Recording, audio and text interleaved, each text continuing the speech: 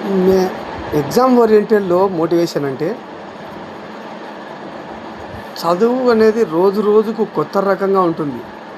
High technology computers, chat GPT ఆ! అలాగే వచ్చేసి చాలా ఏఐ టెక్నాలజీ వచ్చిన తర్వాత మనిషికి ఊహకందని టెక్నాలజీ వచ్చేసింది.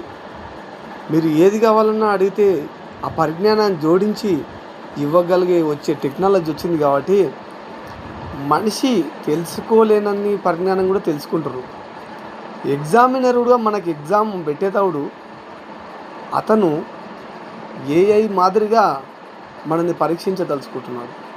ఎందుకంటే రానున్న కాలంలో మనము టెక్నాలజీతో పాటుగా పరిగెత్తాల్సిన అవసరం ఏర్పడ్డది. ఇప్పుడు బయట మార్కెట్లో నువ్వొక్కరివే ఉన్నావా చదివేటోళ్ళు అంటే లేదు. చాలామంది ఉన్నారు. మరి అందులో నీకు అతనికి తేడా ఉందంటే ఏమనాలి? అతనికంటే ఎక్కువ పరిజ్ఞానం ఉండాలి. అతనికంటే స్పీడ్ ఎక్కువ చేయగలగాలి. అతకని అంటే మెంటల్‌గా స్టెబుల్‌గా ఉండాలి. ఎంతో పరిజ్ఞానం ఉండాలి.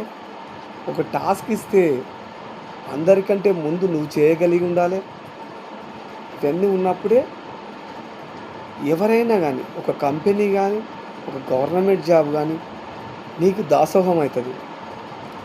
కానీ జాబ్ పోయిందనో, గవర్నమెంట్ జాబ్ రాలేదనో నిరాశ పడకూడదు. బల్బు కనిపెట్టిన థామస్ ఆల్వా ఎడిసన్ ఎన్నిసార్లు ప్రయోగం చేసినబ్బా? 99 సార్లు ఫెయిల్ అయ్యాడు. 100వసారి అతని లోపాలను తెలుసుకొని అతను మళ్ళా ప్రయత్నిస్తే ఆ 100వసారి ఫలితం దక్కింది. అలాగే మనం కూడా మానవ మాతృలమే. ఎగ్జామ్‌లో తప్పిదాలు చేస్తూ ఉంటాం.